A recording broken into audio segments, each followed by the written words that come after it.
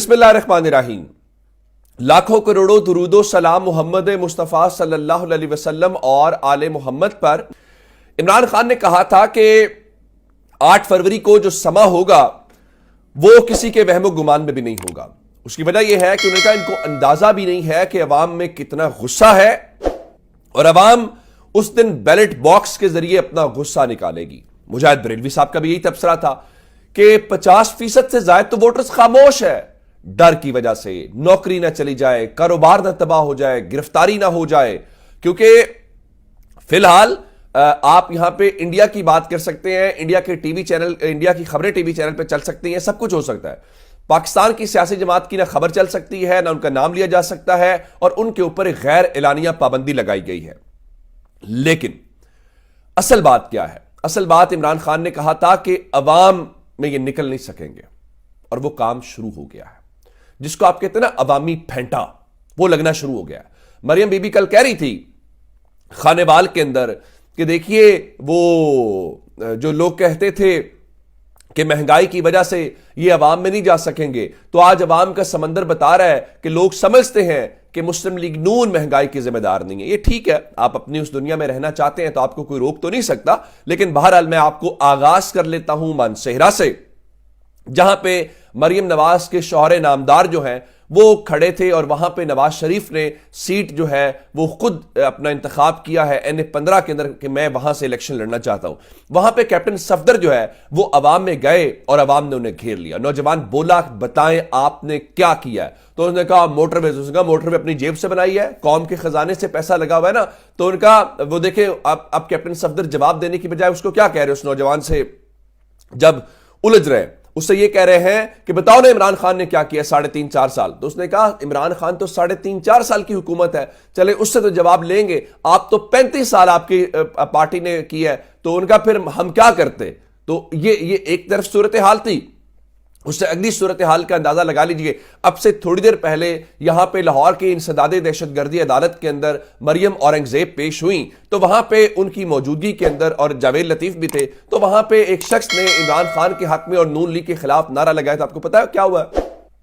Police ने उस वकील को गिरफ्तार कर लिया है, उसको धक्के मारते हुए डाले में डाल के ले गए हैं। यानी चंद रोज पहले जब ओकाड़ा में जलसा हुआ तो किसी नौजवान ने वो इनका झंडा फाड़ा, तो उसके ऊपर मुकदमा दर्ज हो गया। यानी लगता यह है कि मुस्लिम लीग नून का झंडा कहीं पाकिस्तान के कौमी झंडे की हैसियत इख्तियार कर चुका है। अब आज नारा लगाने के ऊपर और उस वकील को गिरफ्तार कर लिया, आप उससे अंदाजा लगा लीजिए। एक तरफ ये कर रहे हैं और अवाम इनके साथ क्या कर रही है। मानसेरा के बाद जो है अगली सूरत हाल आपको बता देता हूं, और अगली सूरत हाल यह है कि सियालकोट के अंदर आप जानते हैं कि वहां पे इन्होंने ये जो ख्वाजा आसिफ साहब है उन्होंने बड़ी गैर मुनासिब सी जू मानी सी बातें की उस्मान डार और उमर डार की वालिदा में, कि ये वालिदा को ले आए हैं, इस किस्म की बातें थी, जिसके ऊपर एक वीडियो जो है रात से सोशल मीडिया के ऊपर सर्कुलेट कर रही है। और वो ख्वाजा आसिफ के खिलाफ अवाम बड़ी तादाद में निकले हैं और उनके खिलाफ ना सिर्फ नारे लगा रहे हैं बल्कि उन्होंने कुछ ऐसे अल्फाज उनके लिए इस्तेमाल किए हैं जो शायद मेरे लिए रिपोर्ट करना भी मुनासिब नहीं है। वो नारे बुलंद आवाज के अंदर है, सड़क के ऊपर है, गो के ख्वाजा आसिफ खुद मान रहे हैं कि उनके हल्के में PTI की मकबूलियत है, लेकिन वो कहते हैं कि उनकी परेशानी नहीं है। अच्छा, फिर रात को वो शाहजेब खानजादा के शो के अंदर बड़ी दिलचस्प एक जुमला उन्होंने बोला।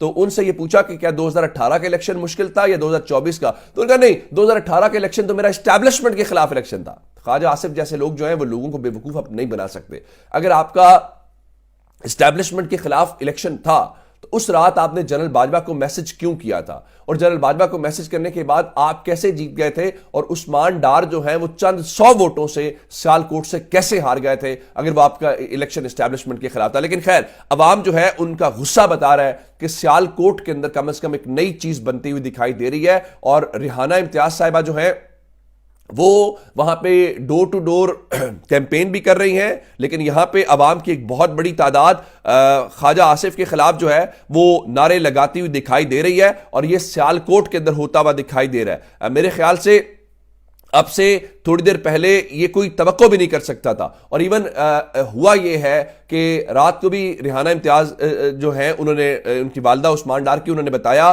कि उनके जो वर्कर्स हैं उनके खिलाफ क्रैकडाउन लॉन्च किया गया है और उनके घरों के ऊपर एक बार फिर पंजाब पुलिस धावा बोल रही है, तोड़फोड़ की जा रही है और उनके चादर चार दीवारी का जो तकद्दुस है वो पामाल किया जा रहा है। अगर तो आपने ऐसे इलेक्शन लड़ना है तो मेरा ख्याल है फिर आपके बस की बात नहीं है। अच्छा, दूसरी जानिब, एक जानिब तो इनके साथ ये हो रहा है कि लोग इनको वो मानसेरा से सियालकोट हर जगह ये दिखाई दे रहा है। दूसरी जानिब पाकिस्तान तहरीक इंसाफ है, तहरीक इंसाफ के उम्मीदवार भी हल्फ दे रहे हैं कि हम इमरान खान के साथ रहेंगे, हम इमरान खान के साथ हैं। और उसके बाद कुछ ऐसी वीडियोस भी आई हैं, जो मेरे पास NA 102 की वीडियो है, जिसके अंदर लोग, वोटर्स, उम्मीदवारों से हल्फ ले रहे हैं इमरान इस बात का कि अगर हम आपको इमरान खान के नाम के ऊपर वोट दें, हम आपको जितवा दें, कल को आप आजाद हैसियत में किसी और पार्टी में शामिल हो जाएं, आप इमरान खान के खिलाफ बैठ जाएं, तो ये क्या करेंगे।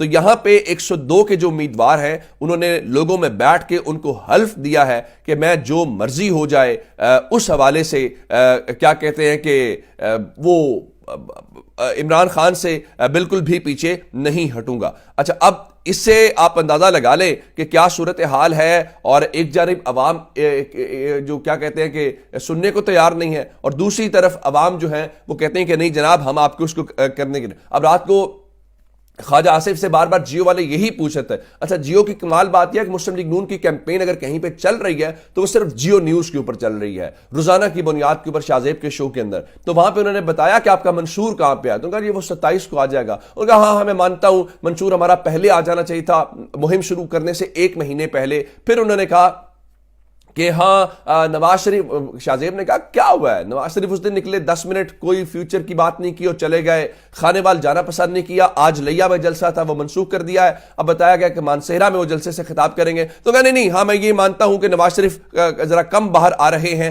लेकिन हम कोशिश ये करेंगे कि अगले चंद रोज में सूरत हाल वाजे हो जाए। अब जाहिर है कैसे नवाज शरीफ बाहर आए, आपके लोग नहीं निकल रहे, और जब आप निकल रहे हैं आपको अवामी रद्देमल का सामना है। दूसरी जानिब मतीउल्लाह जान जैसे जो गैर जानिबदार या क्रेडिबल जर्नलिस्ट हैं वो ये बात कर रहे हैं कि देखें इस वक्त पूरी कोशिश की जा रही है कि 8 फरवरी को पाकिस्तान तहरीक इंसाफ का वोटर ना निकले, उसको डराया धमकाया या मायूस किया जा रहा है। और उन्होंने कहा कि ये सब कुछ इलेक्शन कमीशन के सामने हो रहा है और इवन इलेक्शन कमीशन इसका हिस्सा है इस पूरे प्रोसेस का। मैं आपको एक मिसाल देना चाहता हूं।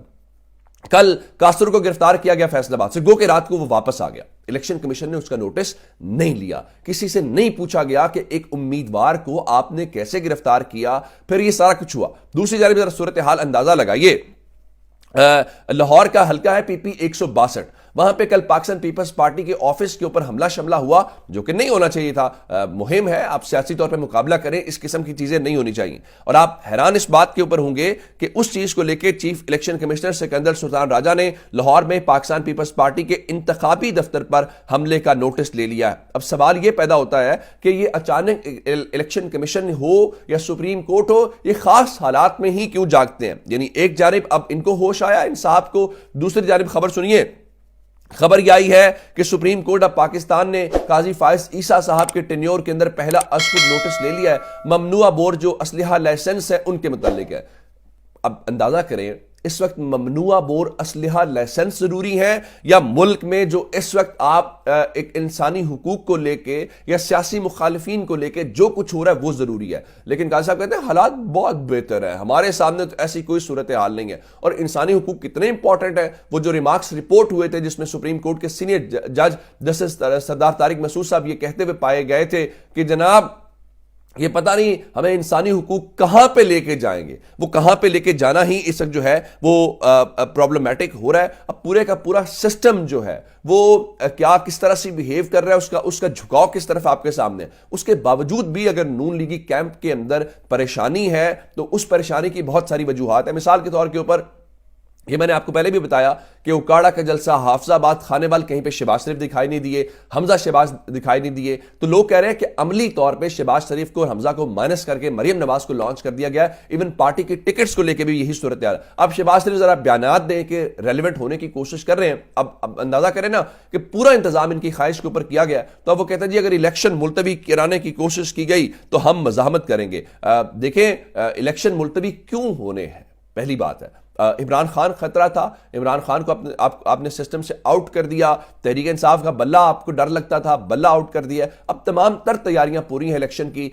मेरा नहीं ख्याल कि अब इलेक्शन मुलतवी करने की कोई जरूरत उनको पड़ेगी। हाँ, अवाम का रद्द-ए-अमल जो उससे डर खौफ है वो अपनी जगह के ऊपर है। और उससे एक और भी बड़ी वजह है, चले अवाम इनसे जो करती है, एक और मैं आपके सामने एक पैमाना रखना चाहता हूं। मरियम नवाज ने जब जब नून लीग के लिए कैंपेन की, उसको लीड किया, जो कि अमली तौर पे इस बार नवाज शरीफ ने मरियम नवाज को लॉन्च करके उनको कहा है कि आप ये कैंपेन जो है वो लीड कर रही हैं, तो अपने बाद तकरीर करवाने का मकसद भी वही था। तो उस हर कैंपेन के अंदर मुस्लिम लीग नून का बुरा हाल हुआ है। कहते हैं तो मैं 17 जुलाई से शुरू कर लेता हूं, कहते हैं तो कश्मीर के इलेक्शन से शुरू कर लेते हैं। आप जो नाम लेना चाहते हैं आप वो नाम ले लें। तो इस बार भी मरियम नवाज ही इलेक्शन कैंपेन को लीड कर रही हैं। उससे आपको अंदाजा हो जाएगा कि क्या सूरत हाल है। और मुस्लिम लीग नून के पास नथिंग टू ऑफर। वो क्या है वो अलग बात है। मरियम औरंगजेब जब अब आज वकील गिरफ्तार हुआ तो वो कह रहे थे मुल्क की तरक्की का, खुशहाली का जो फार्मूला है वो सिर्फ और सिर्फ मुस्लिम लीग नून के पास है। जी वो फार्मूला सिर्फ और सिर्फ आपके पास है, लेकिन वो फार्मूला आप किसी को देंगे नहीं। हाँ, केसेस माफ जरूर कराएंगे। आज मरियम औरंगजेब का भी जो इश्तियार अंगेज गुफ्तगू वाला पीटीआई वाला केस था, उसमें 27 जनवरी को अदालत फैसला सुनाएगी, फैसला महफूज हो गया। उसके अलावा आपके पास कुछ नहीं है। अच्छा, एक जानिब ग्राउंड के ऊपर ये सूरत हाल है, दूसरी जानिब आज पाकिस्तान तहरीक इंसाफ जो है वो रात को एक बार फिर वर्चुअल जलसा करने जा रही है सोशल मीडिया की तमाम जो एप्स हैं उसके ऊपर। जिसका मतलब यह है कि आज वो जो एक बड़ी सियानी किस्म की शार्क मछली है वो आएगी और एक मखसूस वक्त में, जब पाकिस्तान तहरीक इंसाफ का जलसा शुरू होने का वक्त है, उस वक्त वो मछली जो है उस तार को काटेगी इंटरनेट वाली। और जब उसको पता चल जाएगा कि तहरीक इंसाफ का जलसा इख्तिताम पजीर हो गया है, तो वो बड़ी समझदार किस्म की जो शार्क है वो वापस आएगी और वो तार को जोड़ेगी और पाकिस्तान में इंटरनेट दोबारा से बहाल हो जाएगा। अपना बहुत सारा ख्याल रखिएगा। खुदा हाफिज।